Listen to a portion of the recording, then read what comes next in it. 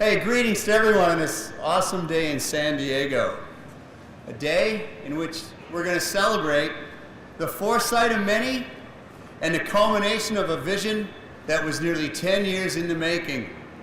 Before I begin, I'd like to echo the welcome to Assistant Secretary of the Navy for Energy Installations and Environment, Honorable Dennis McGinn, and to Deputy Assistant Secretary of the Navy for Energy, Mr. Joseph Bryan, as well as Rear Admiral Sohl.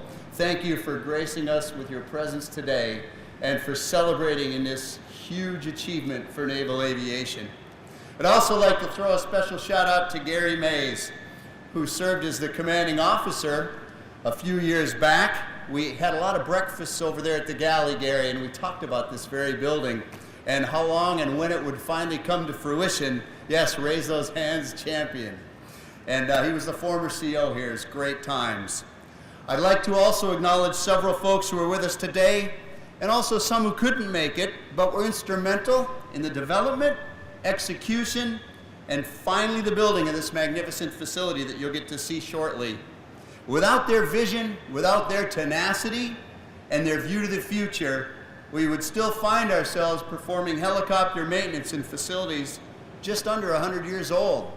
And if you just look over that way, you'll see what I'm talking about.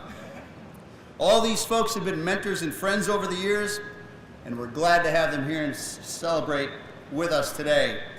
Welcome to Base XO Scott Mulvihill. Thanks for coming out from North Island, and also FRC Southwest and retired captains, former XOs and COs Emery Chenoweth, Jim Woolway, Mike Kelly, Fred Melnick, Don Smajek, and Captain Don Simmons, who is serving as our CNAF N42 at this time.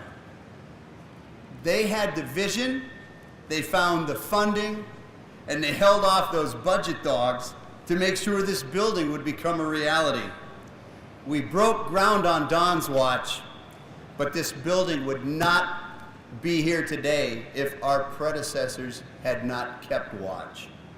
And although policy does not allow it, in my heart and transmitted to all of you, you can take title to this building, or at a minimum to one of its quads. So we would have the Kelly quad, the Melnick quad, the Smajek quad, and the Simmons quad. There are other partners here too. Our PMA 299 counterparts who sponsored the facility. Mr. John Mers from ComFRC. He's not there anymore, but he husbanded this process from inception to its groundbreaking. Our own Dave Kelly and his vertical lift IP, who helped craft and design and purpose this facility, the Navy's first and only depot facility designed specifically for the H-60 aircraft. Mr. Jose Jimenez and XO Craig Owens, who along with their facilities teams worked with their NAVFAC cohorts to ensure every last detail was in place and ready to support our artisans today.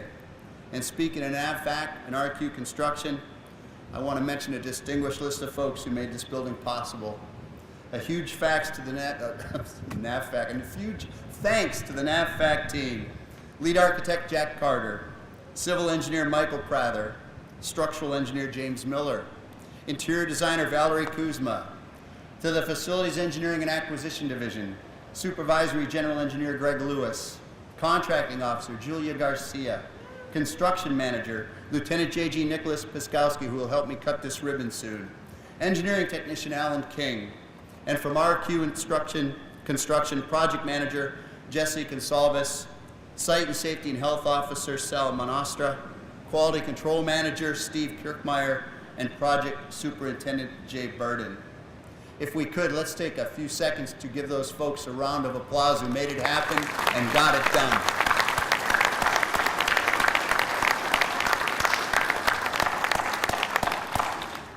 And finally, to the hundreds of men and women here at FRC Southwest who stand behind you, waiting to get in this building as soon as I'll shut up, who will use this facility to generate readiness for our warfighters. As you can see and look around you, this building is a generational leap forward in supporting our aviation fleet. Building 325, also known as P880, sets the tone for the future of FRC Southwest. It is a physical representation of one of our 4 pillars within the FRC Southwest Command strategy, that of infrastructure renewal. This building replaces 3 1930s era buildings that in their heyday supported FB fighter biplanes, PBY seaplanes, and other small propeller aircraft.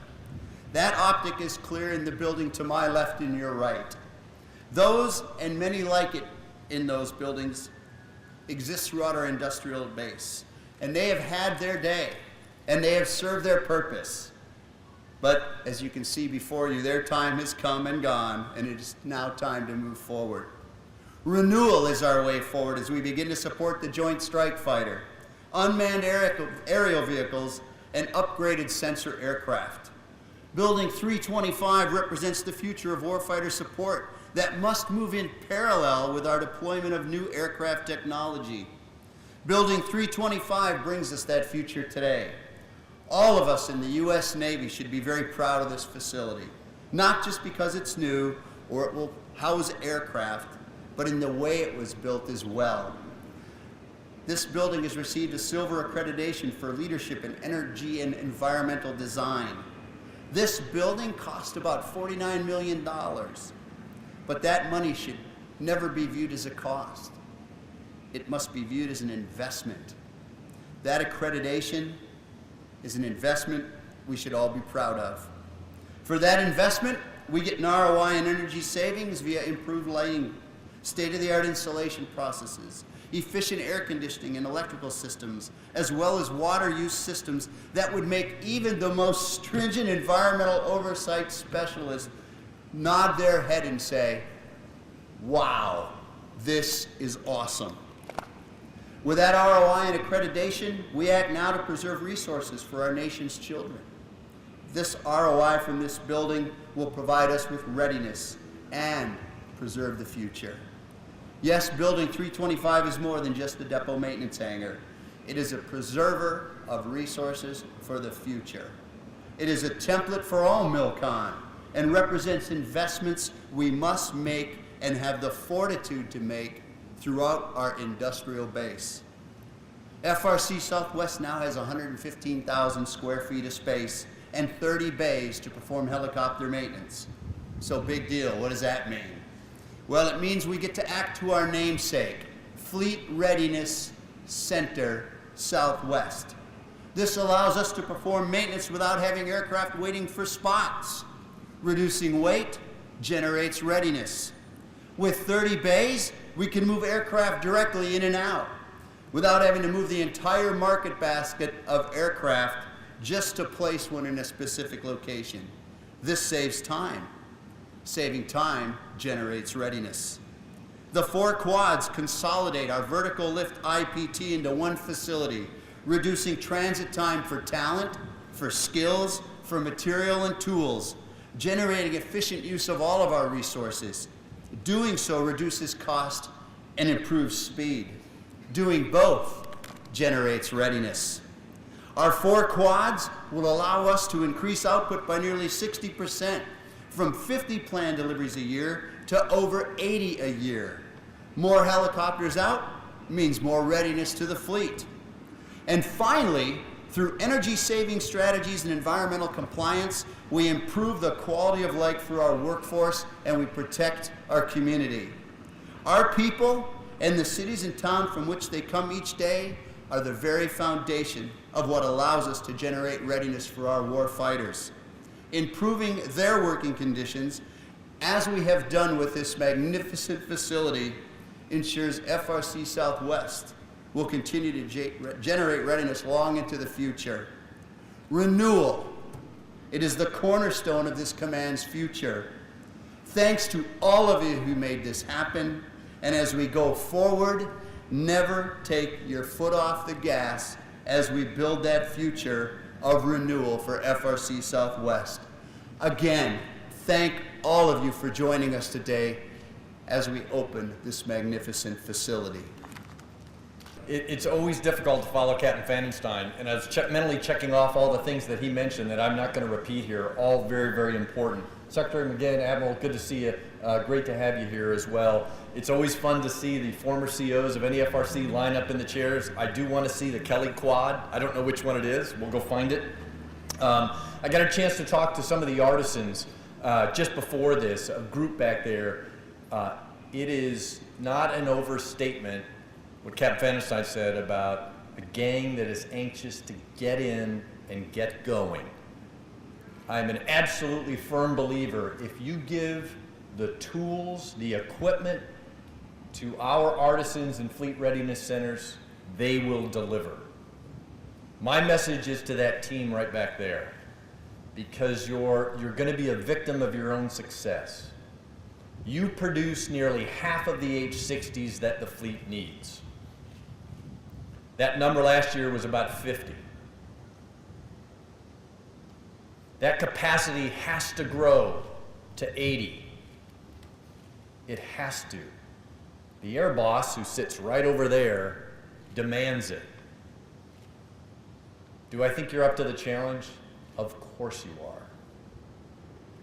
To Captain Pfannenstein's point about giving you the right things that you need, this is part of that equation. This thing just doesn't happen naturally. In fact, it's almost an oddity when you're able to get MILCON money for new facilities. If you think about what happened yesterday with SecNav, the Great Green Fleet, energy efficiency, that is absolutely an element of the strategic plan of the Navy. This fits in. And I'll end with the 4 attributes that our new CNO, Admiral Richardson, talks about that I think are absolutely encapsulated in what you do. Integrity, accountability, initiative, and toughness. Those attributes over the last 10 years to get this building in place, ready for you to produce, is critical to that equation, and I thank you for that. So on behalf of Admiral Grossglags from NAVAIR, on behalf of the Air Boss, who I'll see this afternoon, thank you very much for what you do in that back section right there, because you carry out that work. Take care of yourselves, take care of your shipmates. It's great to be here today as opposed to Snowmageddon 2 back on the East Coast, which is just about to hit. Thank you very much. Good morning. Snowmageddon aside, it's really great to be here at North Island, at FRC Southwest. I have so many memories of my prior duty stations here in San Diego and right here on the island, and also of the great products that this center has put out over decades. I want to make sure, though, that you know that I didn't fly any of those biplanes that Captain Pfannenstein. I've been around a while, but not that long. But it is a great day to mark this achievement, this great milestone. The Admiral mentioned the Great Green Fleet ceremony yesterday, at which our Secretary of the Navy, Ray Mabus, celebrated the launching of the Stennis Battle Group as the first element to prove that we have set a new normal for energy conservation measures, for new alternatives to fuel both ashore as well as afloat with biofuels. And in his remarks, he reiterated that our Navy and our Marine Corps team are America's away team. Our forward presence is essential to protecting our national interests all around the world. The Stennis Battle Group is just the latest investment in that national security and that forward presence. And underlying presence are what the Secretary calls the 4 Ps. I'll go through those very quickly. First one is platforms. That's what this is all about. Platforms that are safe, that are effective, that are warfighting assets like the H-60. Can't do it without it. The second P is partnerships. Partnerships, like Captain Pfannenstein pointed out, between NAVFAC and NAVAIR, between us and the private contractors, between all of the organizations that came together over this 10 years to make this a reality that is going to be directly relevant to producing ever-ready platforms in the numbers that are needed, especially as we pivot towards the Pacific. The third P is power. And the Admiral mentioned, as Captain Pfannenstein as well, that this building is an example of you don't have to do things the old way. You can get product out with a lot less expenditure of electricity or water or anything that goes in by being really smart in how you design it, how you use it, your processes, and across the FRC enterprise, not just at Southwest, you're leading the charge, but across the FRC enterprise, we're seeing more and more product for less expenditure of electricity and water and fuel, and that really translates directly into readiness. The fourth P, and the most important, is people. Represented here, the people that get it done. Think about what you've done in conditions like that hangar down to our west, and you can make it happen. It's can do. But you can do so much more with the kind of resources that this building represents, this new hangar really represents. So our presence, our direct presence around the world by our Navy and Marine Corps team is directly tied to the productivity, to the innovation, to the hard work that is represented by our people right here.